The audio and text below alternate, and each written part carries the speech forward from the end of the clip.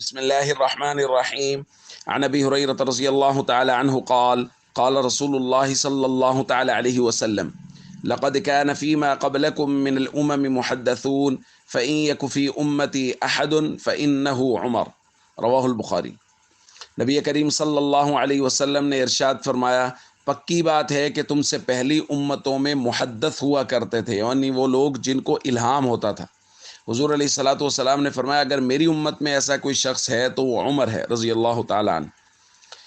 دوستو، حضرت عمر رضی اللہ تعالیٰ عنہ کی شخصیت الہامی شخصیت تھی، اسی لیے بارہا ایسا ہوا کہ کسی معاملے میں جو رائے حضرت عمر رضی اللہ تعالیٰ عنہ کی ہوتی تھی، قرآن کریم بھی اسی رائے کے مطابق اترتا، یعنی قرآن کریم حضرت عمر رضی اللہ تعالیٰ عنہ کی رائے کی تائید کرتا تھا۔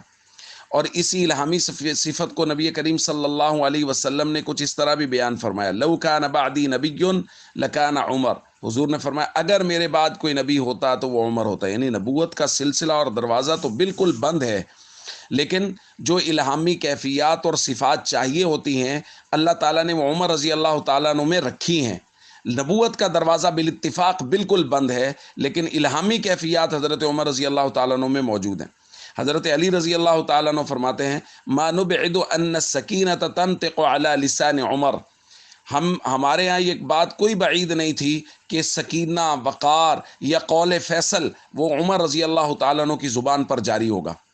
تو حضرت عمر رضی اللہ تعالیٰ عنہ کی کیفیات وہ الہامی کیفیات تھیں، اور وہ جو بات فرماتے تھے وہ فیصلہ کن ہوتی تھی، یعنی ان کی بات اللہ رب العزت اس کی تائید نازل فرماتے تھے اور وہ فیصلہ کن بات ہوتی تھی۔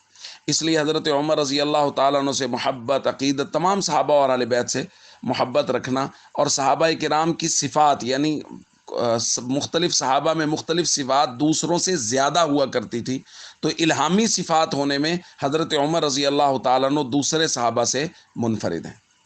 والسلام علیکم ورحمۃ اللہ وبرکاتہ۔